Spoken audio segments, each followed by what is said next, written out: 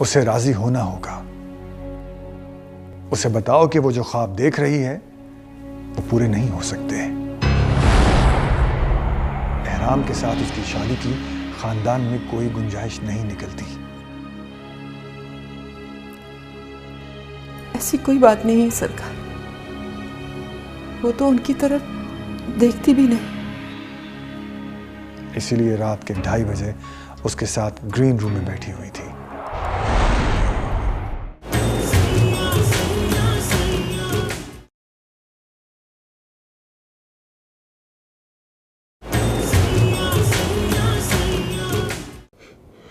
मुझे देर हो रही है।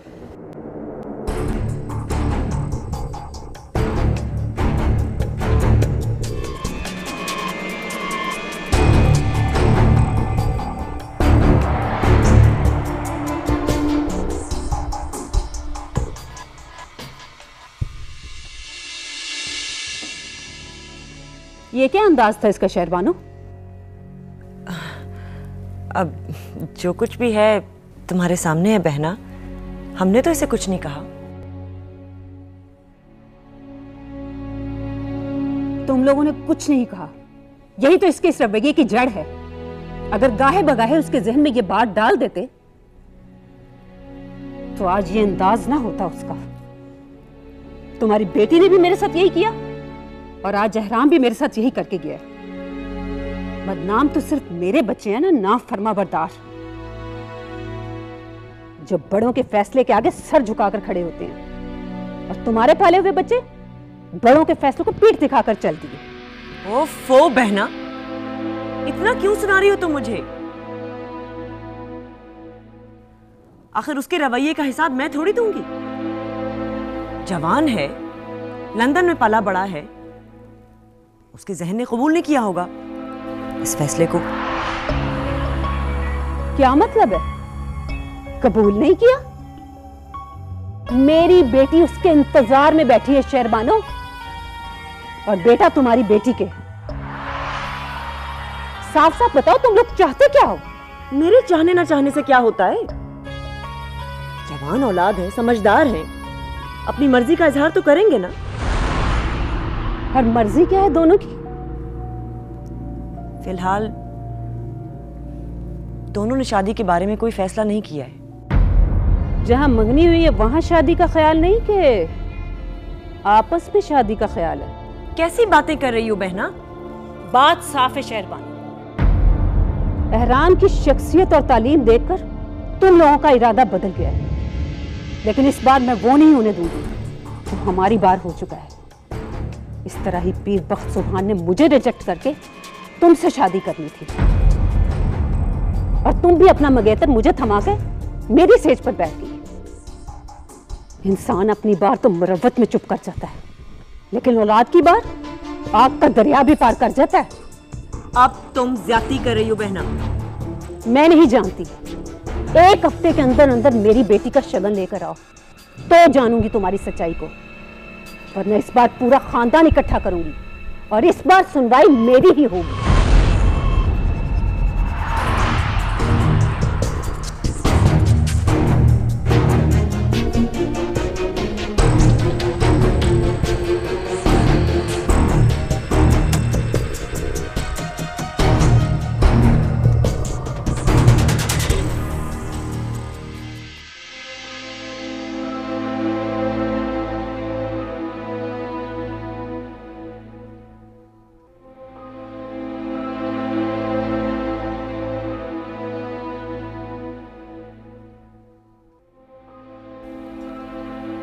ये तेरी आंखें किसकी ख्यालों में खोई हुई हैं? उसके जिसे तू रात को मिलने गई थी।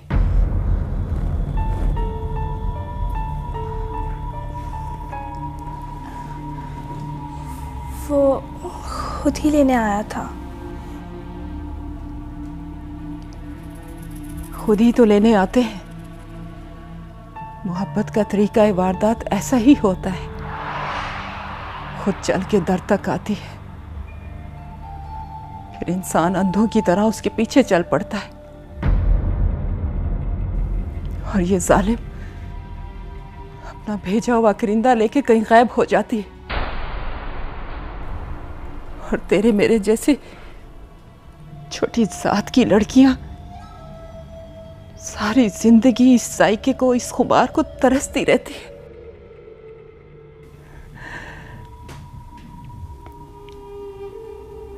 और जब हकीकत से पर्दा उठता है तो वही करिंदा आपको आपकी औकात याद दिला रहा होता है। जिस उड़ान के साथ आपको आसमान पे ले जाता है ना, उतनी ही ताकत से आपको वहां से धक्का भी देता है। इसलिए ऐसे ख्वाब ना देख जिससे आंखें फूट जाए। ठीक है, वो मेरी बेटी है और इस रिश्ते से एहराम उसका कजन होता है, लेकिन बरादरी में सबके सामने वो उससे शादी नहीं कर सकता। फिर वो हमारी दस्तार का भी वारिस है। और तुम जानती हो कि दुल्हन लाते वक्त हसब नसब का ख्याल रखा जाता है, मां की तरफ से भी और बाप की तरफ से भी।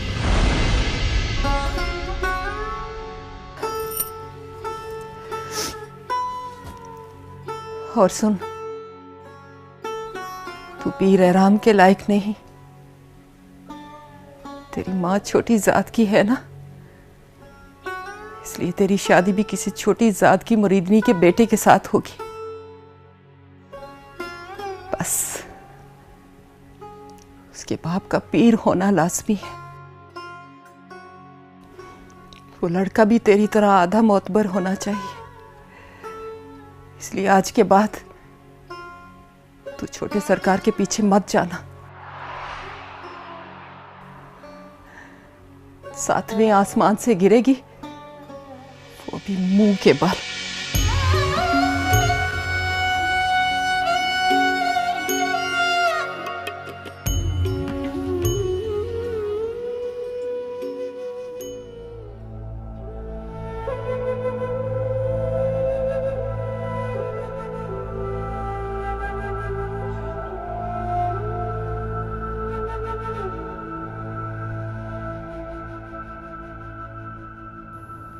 मेरा रास्ता खुल चुका है।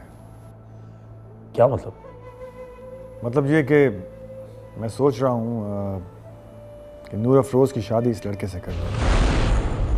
हाँ, तुम्हारी मंगनी जो तुम्हारी दादी सरकार बचपन में राबील के साथ तय कर गई थी और पीर साले की बनफशे के साथ। लो बई, इसको इसकी मंगनी के बारे में कुछ भी नहीं बताया क्या?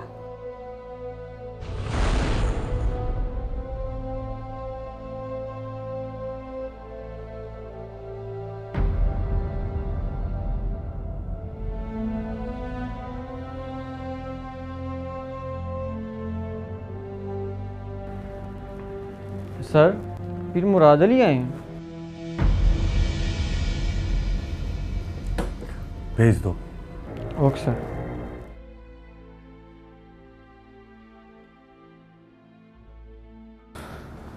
सर मैं आ सकता हूँ? हाँ हाँ, आओ बैठो। क्या लेंगे आप? चाय, कॉफ़ी, ठंडा? No thanks. मुझे ताया सरकार ने आपसे ख़ास तौर पे मिलने के लिए भेजा। जी, हम लोग वहाँ आए थे और मैं पहली बार अपने किसी रिश्तेदार से मिला और मुझे खुशी भी हुई उनसे मिलके। आगे के क्या प्लान्स हैं आपके? प्लान्स तो नौकरी के बाद ही तय होंगे।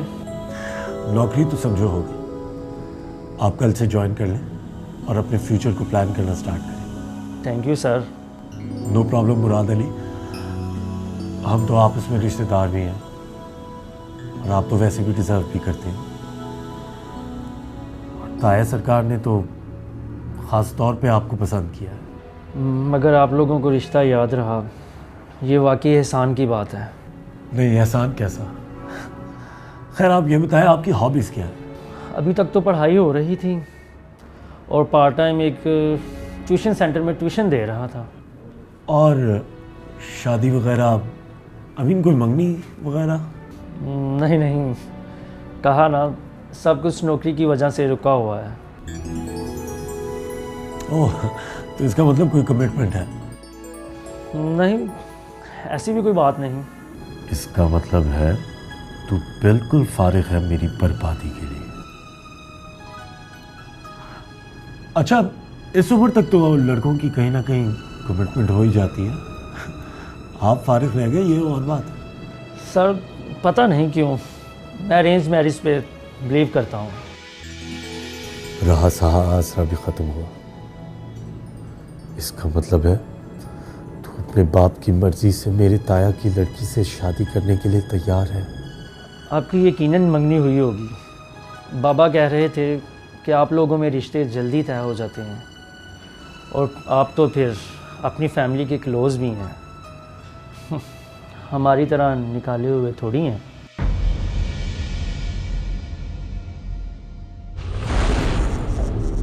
हैरान होना और बात है साले। उस लड़के ने तो मेरी तरफ ऐसे देखा जैसे दीवाना समझ रहा हो मुझे। लगता है लखी महल के मकीनों की नीयत उसकी शानदार शख्सियत देखकर बदल गई है। ऐसा कौन सा शानदार हो गया है वो जो सबकी नीयतें ही बदल जाएं? तुम्हारी तरह बीए पास नहीं है, वो भी नकल करके। लंदन से पढ़ के आया वो, और पीर वक्त की ना सही मेरी बहन की कमजोरी है पढ़ा लिखा लड़का। तुम जानते नहीं साले, मैं तो डसी हुई हूं अपनी बहन की। आखिर आराम को बताने में इतना तरद्दुद क्यों है? अम्मा सरकार, आपने उसके कान में बात डाल तो दी है, अब उस बेचारे को हजम करने का थोड़ा सा वक्त तो दें। लेकिन शादी तो उसकी सिर्फ और सिर्फ मेरी बहन से ही होगी, और अगर गलती से उसने बनफ्शे से शादी कर भी ली तो फिर आपको मुझसे एक वादा करना होगा कि आप हमारे बीच में नहीं आएंगी। इतना आसान भी नहीं कि कोई पीर साले बख्त की मंगेतर को उठा कर ले जाए। जान से मार दूंगा उस हराम को। एक तो तुम्हारे मुझे इस जोश ने ना कहीं का नहीं छोड़ा। जमाने से ही कुछ तदबीर ले लो। किस तरह लोग मुस्कुराहटों के साथ पराया हक भी हथिया लेते हैं, और हम जैसे लोग लुट भी जाते हैं और बदनाम भी होते हैं। लेकिन अम्मा जान, उसने भी इनकार तो नहीं किया। जिस तरह कुछ इकरार खामोशी से किए जाते हैं ना साले, इसी तरह कुछ इनकार भी खामोशी से किए जाते हैं। मुझे तो इस लड़के की खामोशी से खौफ आ रहा है, बगावत का। लेकिन ताया सरकार राबेल से भी उतना ही प्यार करते हैं। लेकिन अगर लड़का ही अड़ के खड़ा हो जाएगा तो इसके इनकार को इकरार में कौन बदलेगा? हमारी रवायतें, रस्में, और कौन बदलेगा? आप इंतजार करें उस वक्त का। तेल देखें, तेल की धार देखें। राबेल कब आ रही है?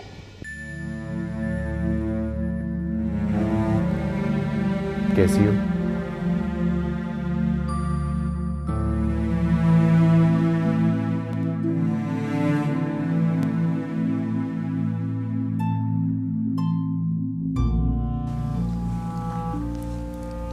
कैसी हो सकती है? जो सलूक तुमने मेरे साथ किया, उसके बाद मैं कैसी हो सकती हूँ?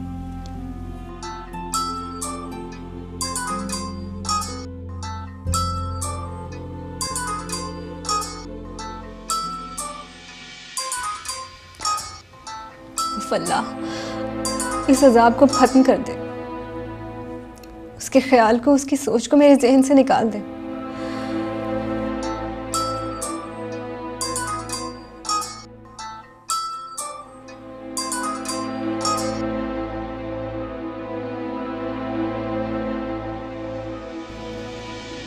कैसी हो? क्यों फोन किया तुमने? वो मैं सॉरी करना चाहता था। मैंने माफ किया। और कुछ? और ये कि मैं वाकई बहुत शर्मिंदा हूँ। मुझे तुम्हारे साथ ऐसा नहीं करना चाहिए था। हाँ, वो तो है। हैरत की बात है, तुम आज मुझसे बात करते हुए बेजार हो रही हो। बड़े दिनों की रियाजत है ये। मिल सकती हो? नहीं, उस होटल में आने की मुझ में अब ताकत नहीं है। राबेल, मैं सॉरी कर चुका हूँ।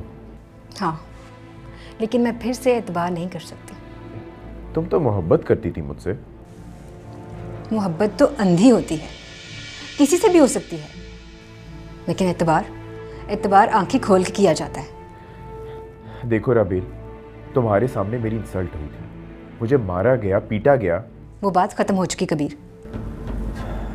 तो ये बात भी खत्म करो, हम अच्छे दोस्त भी तो बन सकते हैं। कबीर, मैं वही हूँ जो तुम्हारी दोस्ती के लिए तुम्हारे सामने गिड़गिड़ाई हूँ, और तुमने कभी मेरे साथ सीधे मुंह से बात नहीं की, और आज अचानक तुम्हें मेरी दोस्ती की जरूरत पड़ गई। मैं कैसे मान लूँ?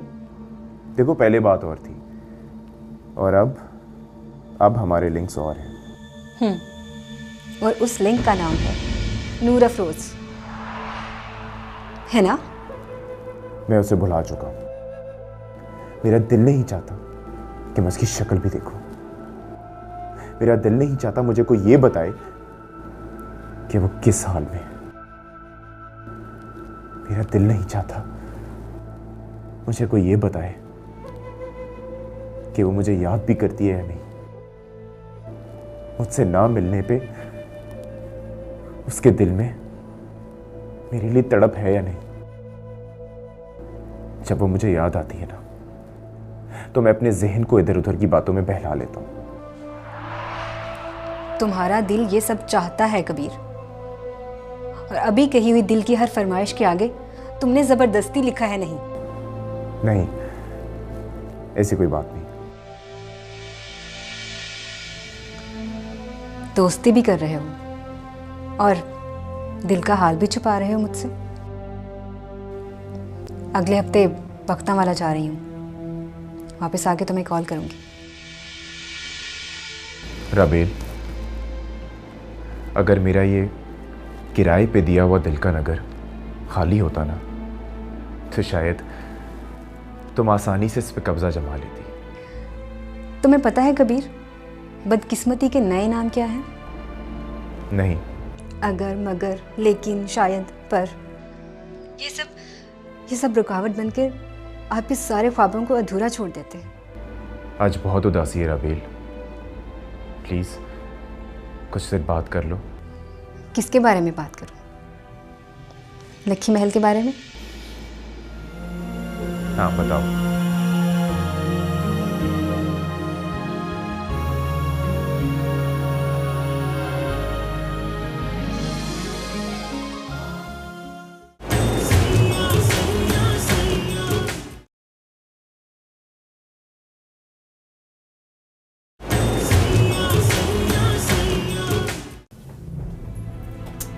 बहना को तो बोलते वक्त एहसास ही नहीं होता कि क्या कहे जा रही हूं। एहराम के रवैये की सारी कसर मुझ पे निकाल गई। न जाने क्या बोले जा रही थी। अब कह के गई हैं कि इस हफ्ते के अंदर अंदर हम शगन लेकर आए, वरना वो सारा खानदान जमा कर लेंगी। इस बार वो खामोश नहीं रहेंगी। जो ज्यादती उनके साथ हुई वो अपनी औलाद के साथ नहीं होने देंगी। खानदान जमा करने की क्या जरूरत है भरजाई को? एहराम सामने बैठा हुआ है, इसे पूछ लेते हैं। अगर ये एग्री करता है तो ठीक है, इसी हफ्ते चलते हैं, धूमधाम से कर लेते हैं मंगनी। मुझे मंगनी में कोई सबर पहले सोचो फिर बोलो। एकदम से इतना बड़ा फैसला नहीं सुना देते। मुझे कुछ नहीं सोचना था सरकार। मैंने कहा ना, पहले सोचो फिर बोलो। ये मेरी मां का फैसला है, मैं इसे खड़े खड़े यूं बगैर सोचे समझे रद्द नहीं कर सकता। पर बहना को भी तो कोई एहसास होना चाहिए ना पता है वो क्या कहकर गई हैं? कि एहराम को देखकर हमारी नीयत खराब हो गई है बनफ्शे के लिए। जब भी आती हूँ जहर उगल के जाती हूँ। किसी भी रिश्ते की, किसी भी नजाकत का एहसास नहीं है उन्हें।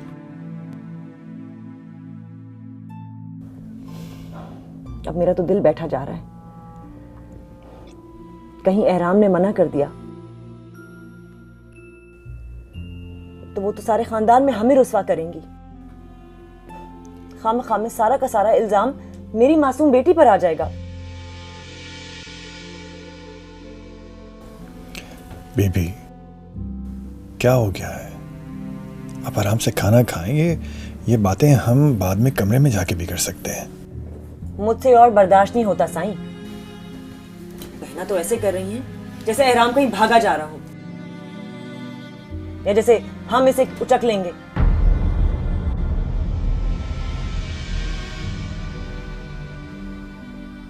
उनका बस चले तो वो सारे पीरों अजीजों जिन जिन की बेटियां हैं ना, उनसे छुपा लें एहराम को।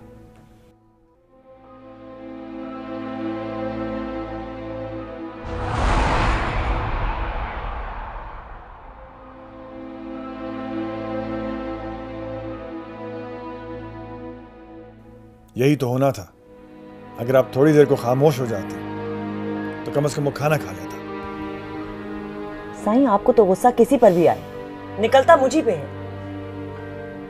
मेरा तो कोई दुख, कोई तकलीफ, कोई जिल्लत आपको नजर ही नहीं आती।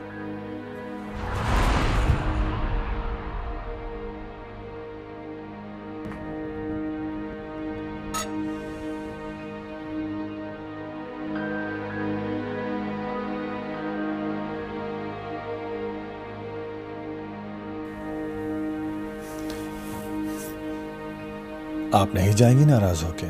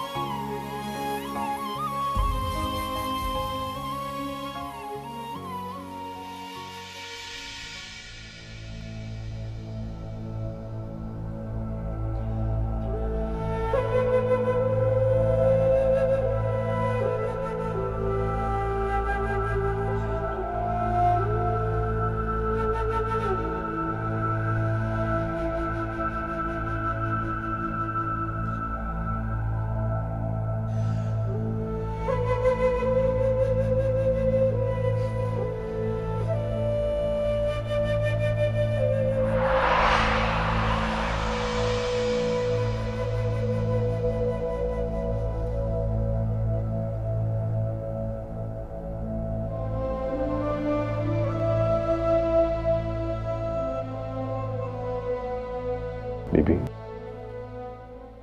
अब हम उम्र के उस हिस्से में नहीं हैं जहां एक दूसरे से ऐसे नाराज हुआ जाता है। नाराज होने का उम्र से क्या ताल्लुक है?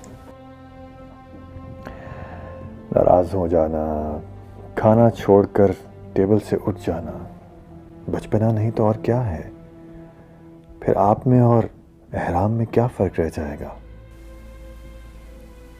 तकलीफ तो तकलीफ है ना। बड़ों को भी उतनी ही होती है जितनी छोटों को। लेकिन आप तो ये चाहते हैं कि मैं कुछ ना महसूस करूं, ना आपकी बेरुखी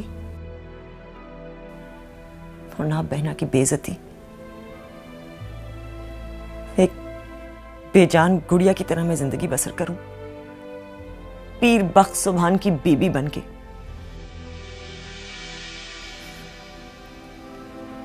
बहना इतना कुछ आके सुना गई।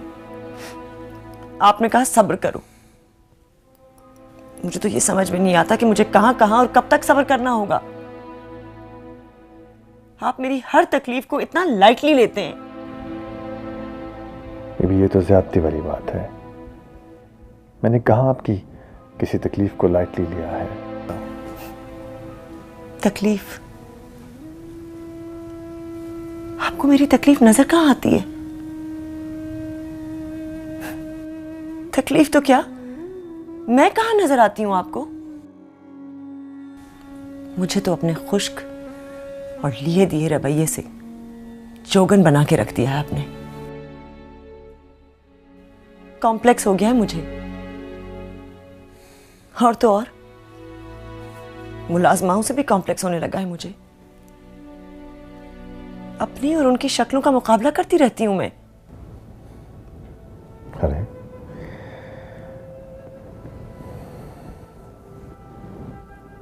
इतने सारे शिकवे मुझसे? मुझे तो अपने इतने गुनाह याद नहीं है।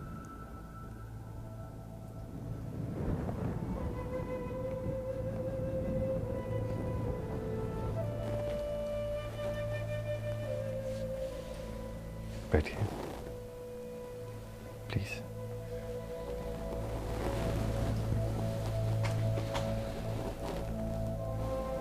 ये कब से आपको मुलाजमाओं से कॉम्प्लेक्स होने लगा? आप हैं, वो हैं। आपकी शान को भला कौन क्रॉस कर सकता है? और आपको ये कब से लगने लगा कि मुझे आपकी तकलीफ, आपकी इज्जत की कोई परवाह नहीं? बीबी, आपकी इज्जत मेरी इज्जत है, और आपकी इज्जत पर मैं कोई कॉम्प्रोमाइज ना तो करता हूं और ना कभी करूंगा।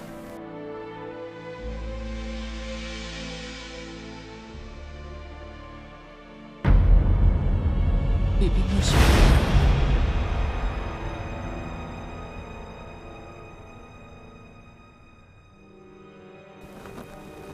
ये तुम क्यों उठा कर ले आई हो?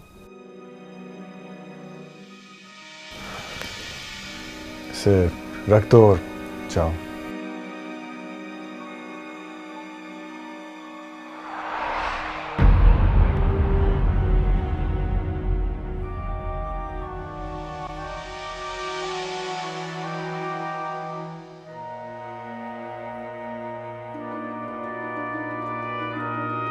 आइए बीबी, खाना खाते हैं, उसके बाद इस मसले का हल भी तलाश करना है। आइए।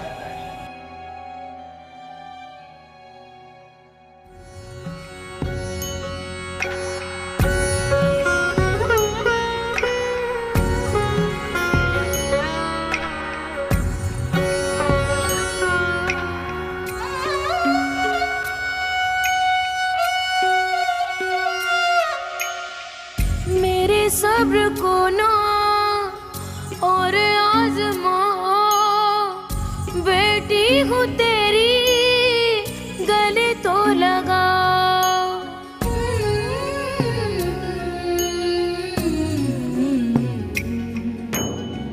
घुट घुट के कब तक मैं जीती रहूंगी, सीने पे अपने कभी तो सुला। फिर से कोई नया ख्वाब दे, सवाल हूँ तुझ पे, तू जवाब दे।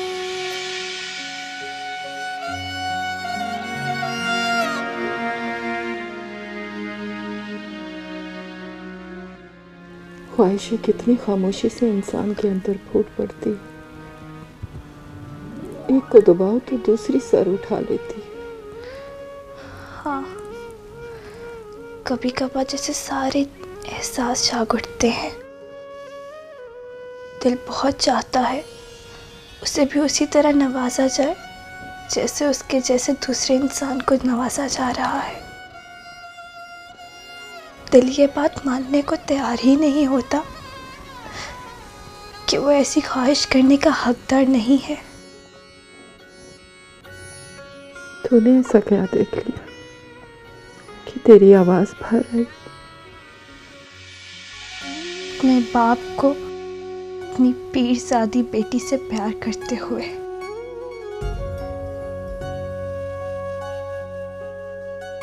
तूने ऐसा क्या देख लिया जो तू रो रही है?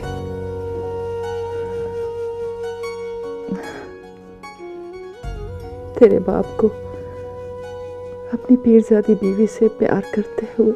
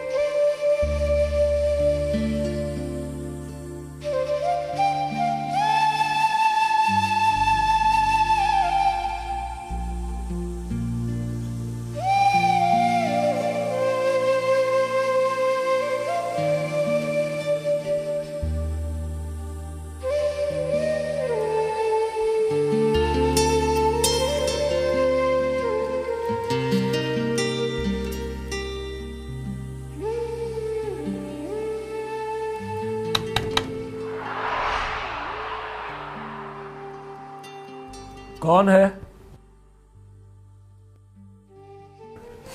जी मैं। आओ।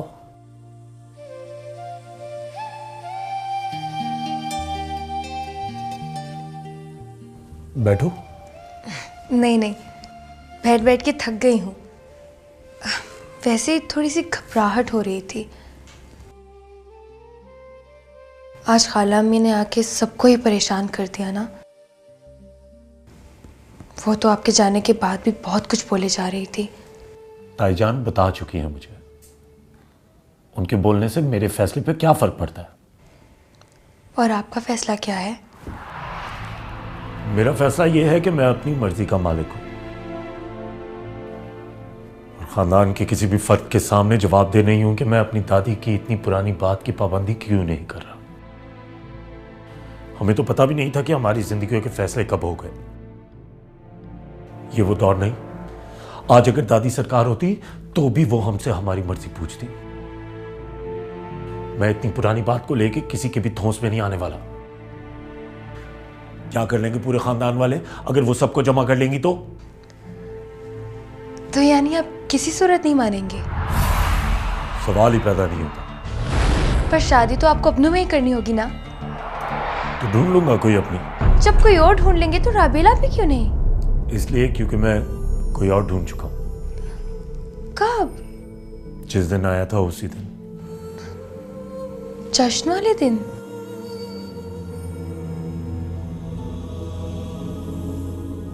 सयोनी मेरा माही मेरे पाग जगावण आ गया।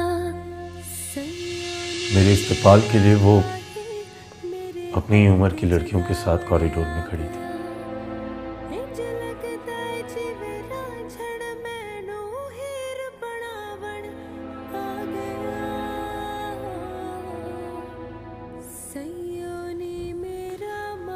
मैंने उसको देखा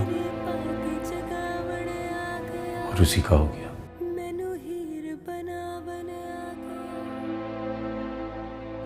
मैं उस वक्त का इंतजार करूंगा जब तक कुदरत हमारे मिलने का सही वक्त तय नहीं कर लेती। आपको अंदाजा नहीं, आपके इस फैसले ने मेरे अंदर कितनी जिंदगी भर दी है। तुम्हें क्या लगता? मैं तुम्हें पीर साले के हवाले कर दूंगा।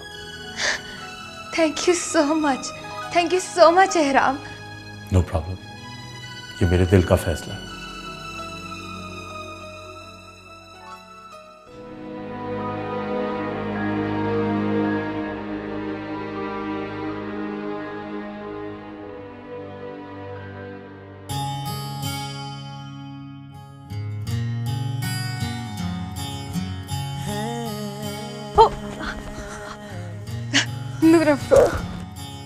नूर अफरोज, जल्दी से मेरे कमरे में। मुझे तुम्हें इंतहाई अहम खबर सुनानी है। क्या इतनी खुशी की खबर है? मेरी जिंदगी की सबसे बड़ी खबर है ये। एहराम मुझसे मोहब्बत करते हैं। उन्होंने मुझे खुद बताया, अभी अभी बताया उन्होंने मुझे।